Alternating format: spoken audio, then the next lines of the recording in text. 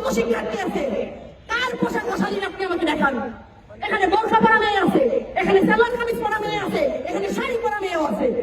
কার পোশাক মশালিন? কাকে আপনি ন্যাংটা মেয়ে বলেন?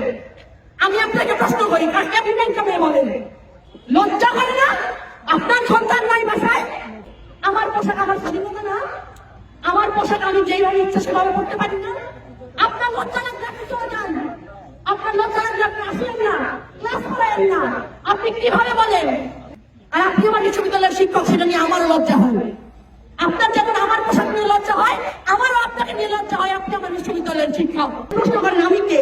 আমি বিশ্ববিদ্যালয়ের শিক্ষার্থী। আমি সেই কাজ করতে আসছি যে কাজ আপনি করেন নাই, যে কাজ করার কথা আপনার ছিল। তারপরে আপনি বলছেন আমার ভাই মারা গেছে, আপনি আমার ভাইকে নিয়ে বলছেন। কোথাকার কোন ছাত্র, কোথাকার কোন ছেলে সে মরে গেছে, চলে গেছে, সে মরে যায় নাই, তাকে মেরে ফেলা হয়েছে। আমার ভাইকে মেরে ফেলা হয়েছে, আপনার বিচার করতে পারেন নাই। আপনার ব্যর্থ প্রশাসন।